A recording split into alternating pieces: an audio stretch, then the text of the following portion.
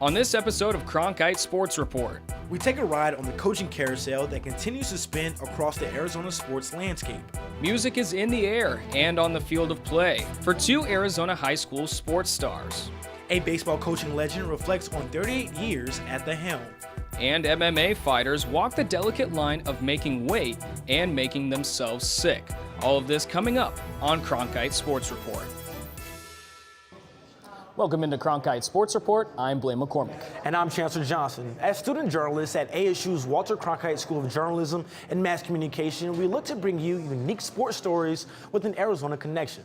We begin tonight in the world of combat sports, which by its very definition is a battle. But as Cronkite Sports reporter Weston DeWitt explains, for many, it's a battle where one of the biggest opponents is the scale. It's a simple fact of combat sports. Losing weight to make a fight, better known as weight cutting. Well, we have some fighters that will take 40 pounds off every single camp, literally. And they don't start with a lot of fat to begin with. While cutting weight is common in combat sports, it can also be quite dangerous. To put it in perspective, if you were going to lose, let's say 35 pounds over a period of time, you'd have to run about, the average person of average size would have to run about 35 marathons in a row without eating anything to be pure body fat, body weight. So you can imagine if you're losing that much weight, it's coming from important water in your system, which we're made of mostly water, or muscle mass, neither of which you really want to lose. In the Ultimate Fighting Championship, many high-profile fights have been canceled due to weight-cutting issues, including the 145-pound champion, Max Holloway, who was scheduled to step in on 6 days' notice to fight Russian superstar Khabib Nurmagomedov for the 155-pound title. But in order to make the fight come to fruition, Holloway needed to get down from 180 pounds to 155 pounds in less than a week. In the end, Holloway was deemed unfit to fight on weigh-in day by the New York State Athletic Commission, and the fight was canceled. I think for someone like Max Holloway, I'm an island boy myself, I think the drive to will overcome, kind of dangerous for us guys, is the drive will kind of over-encumber our own safety and our own well-being. I don't think there's any safe way to do that. People might fool themselves into thinking that that's safe, but it's very doubtful. That I'm not aware of any rigorous research that's been done to say there's any safe way to do that. Now, have people kind of gotten lucky and been able to do that and somehow survived? Sure, but you're playing with fire. According to a 2012 article in the Journal of the International Society of Sports Nutrition, athletes who endure rapid weight loss presented decreased short-term memory, vigor, concentration, and self-esteem, and an increase of confusion, rage, fatigue, depression, and isolation. I don't think a lot of people realize that even a 2% drop in body weight will significantly affect performance, and that can be mental cognition, awareness, concentration, athletic performance on a football field, making split-second decisions, etc. Let alone when we're talking about these huge fluctuations that you hear about some of the folks in the wrestling community or MMA community making 10% body weight changes in a short period of time. Even with the trials that come along with weight cutting in combat sports, the show must go on, while simultaneously making sure the fighters not only put up the best fight possible, but don't shut down their bodies entirely. It really is just kind of figuring out how to cut weight in the healthiest and most efficient manner without killing your body, you know? I think the message we need to get out there and we're moving towards is that it's not only unsafe, it hurts your performance, and that's a much easier message to sell to professional athletes who are always looking to gain performance. So you're really silly if you're trying to do that, thinking that that's going to improve your performance. If you're walking around that dehydrated and that what we call cachexic from losing muscle mass. Kearney added that most organizations, including the UFC, are looking for ways to emphasize the importance of hydration for their fighters, which could bring a more positive light to weight cuts in combat sports. In Phoenix, Weston DeWitt, Cronkite Sports Report. Ingram says he believes he has found a way to cut weight without damaging his body, and that's by going to a vegan diet. He says it helps clean out his body while putting him in a detox state. Now we shift to high school and the end of an era. Eric KIBLER, the only baseball coach Horizon High School has ever known, is out at the end of the season. KIBLER approached the administration with his plans to retire after the 2019 season. But according to KIBLER, they rejected that plan last week and informed him and his staff that their contracts would not be renewed at the end of the school year. It's been an emotional season for KIBLER. In March, he won his 800th game, but it was with a heavy heart as junior Colin Demas continues to battle leukemia. KIBLER impacted so many players during his nearly 4-decade career at Horizon. Before the news of the end of his time at Horizon broke, Cronkite Sports reporter Brooke COLTELLI went to Husky Park to speak with Coach KIBLER about what kept him in the game for such a long time. Before practice, Coach Eric KIBLER mows the field at Husky Park, a field that's seen many changes since he began his career at Horizon High School 38 years ago. When we first got here, we had like a softball backstop, that was it. That's how we started, and that was desert right out there. At the helm of Huskies baseball since the school opened in 1980, KIBLER says there's one reason he returned to the diamond each spring. More than anything else, the kids in the game and the coaches that I coach with, that's pretty much it, but the kids are number one.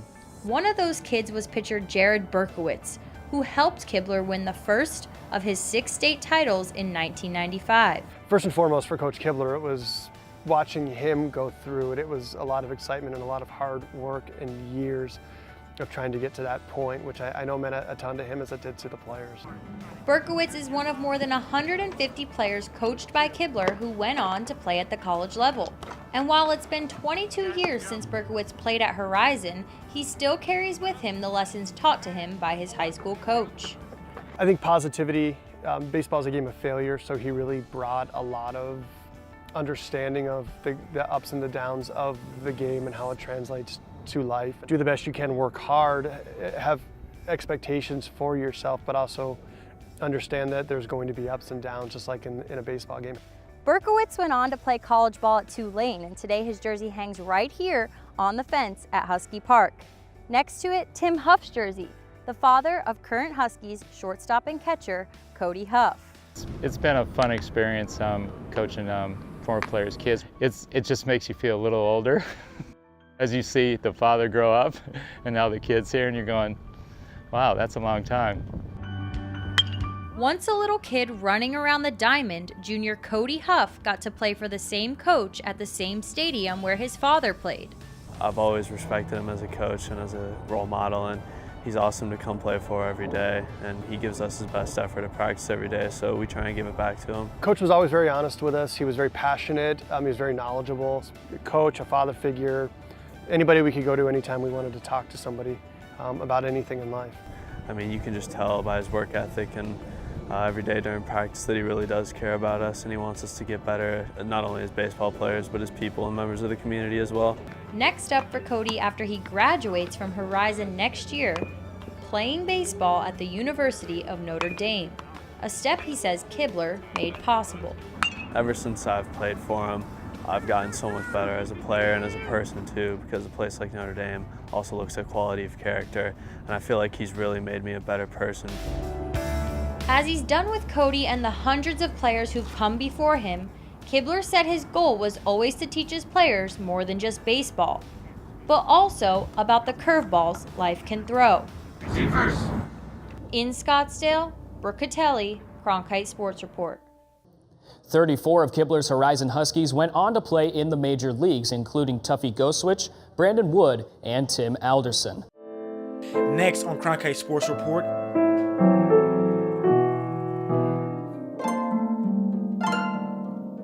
a couple of Arizona high school athletes compete to their own tune. That and more is coming up.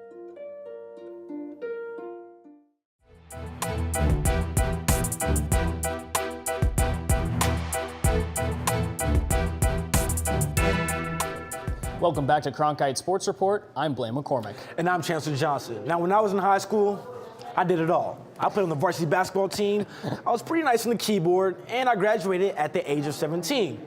For another high school student, he's doing all of that and much better at just 15. I caught up with JD Tasasa to see how he balances academics, athletics, and his work on the keys. At 6'5", with a 7-foot wingspan, 15-year-old JD Tasasa doesn't exactly fit the mold of a typical piano player.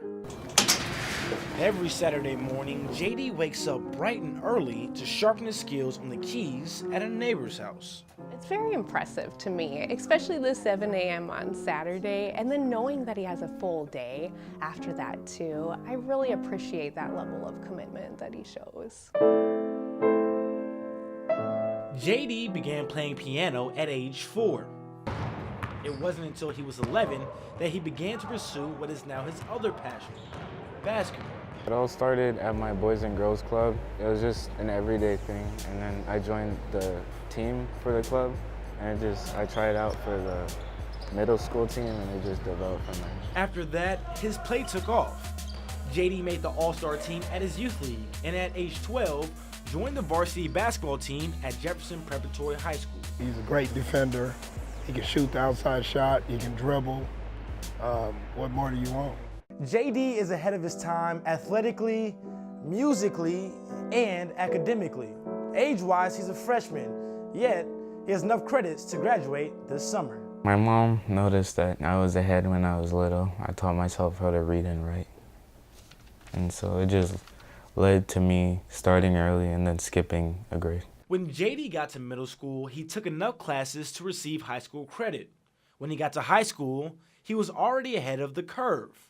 Now, he has enough credits to graduate at the age of 15, which gives him more time to focus on basketball. Now, JD and his mother have a decision to make: graduate early and try to play at the next level at 15, or hold off to continue to develop as a player. If you look at it realistically, staying back a year, he's still going to be 16. That's still really young compared to most of the college kids. So we're still trying to, it's still up in the air whether or not he's going to graduate early, stay the extra year. It's still up in the air. JD is definitely a talented kid, something that is clear to all who know him, whether it's in the classroom. That director of that gifted program recommended that. In fact, she recommended that he skip 2 grades. On the basketball court, he's 20 pounds away from being excellent. Or on the piano. He can go as far as he's willing to contribute to the cause. For most student athletes, juggling their sport and other extracurricular activities can be tough. But JD has bigger aspirations past basketball. Because I know that in the future, all of these things will help me in life, and it never stops at old age. Because once you get old, sometimes basketball may stop, but you can still play music.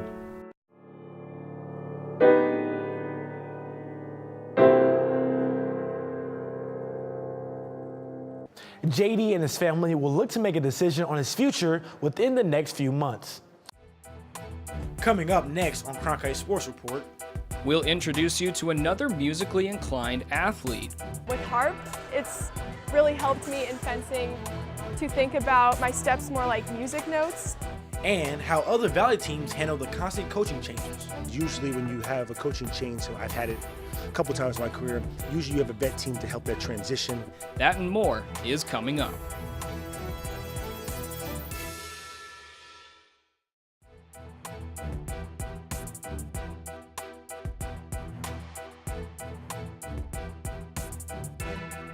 Welcome back to Cronkite Sports Report. We continue our high school musical tour with our next story. GILLIAN HARRILL plucks the strings of a harp just as adeptly as she attacks an opponent on the fencing strip.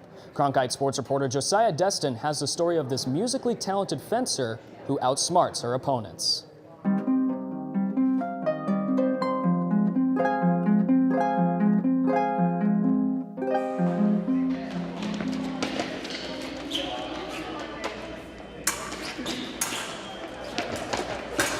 Harp, it's really helped me in fencing to think about my steps more like music notes and feeling rhythms. Chandler High School senior GILLIAN HARRILL uses fencing and harp in harmony to improve in each exercise. When my coach goes over a new footwork that I should try, I have a journal and I write down what the music notes would look like if I were to play those steps out on the harp.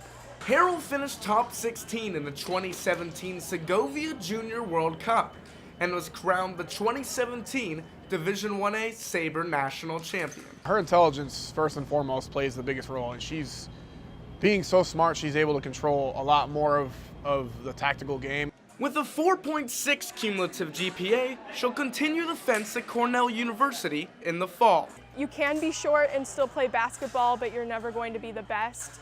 But in fencing, I've seen tiny people just destroy bigger people, or I've seen really smart people destroy someone who's much more athletic. Though she's a nationally ranked fencing phenom, Harrell was actually a late bloomer to the sport. She didn't begin to fence until age 12. As for playing the harp, she first picked up the instrument in preschool. I've been playing harp since I was 3, so it would just feel really empty and strange if I stopped playing it. She can play really big, and she has good big hand, and she has very good strong sound. Her Instagram is fencing harpist, so everyone kind of knows that she plays the harp. She can play Clocks really well by Coldplay, I think.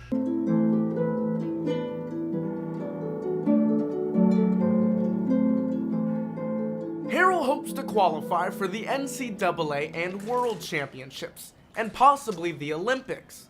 Pushing her along the way is her friend and sometimes opponent, Kara Linder. Just being there, like, as a practice partner, like, I know I can train, I can try different actions, and she's not gonna be like, oh wow, Kara, that was really dumb. She's just gonna be like, okay, like, good try, and we just kind of like build each other up. The biggest thing for them, I think, is that they've always pushed each other. Kara has been consistently one of the best fencers in the country, and at times has been #1 in the country. When I said Gillian finished 2nd in the country in 14 and younger, Kara was 1st. It's really good to have someone that you can compete against but also love at the same time. Like if I get out during a tournament and she's still fencing, we cheer for each other. Fencing has taken Harrell to 6 different countries, but she's most excited to now go to New York, where she plans to study journalism with an emphasis in documentary and minor in international relations. At the same time, she looks to find rhythm in her career as an athlete. In Chandler, Josiah Destin, Cronkite Sports Report. Harrell will head to Missouri in July for a couple of national tournaments. She ships off to Ithaca, New York for her next chapter at Cornell in August. Still to come on Cronkite Sports Report. We'll take a look at how Valley teams at the professional and collegiate levels are dealing with coaching changes. Take over and try to you put your stuff in on the fly and try to see how much you can get guys to buy into.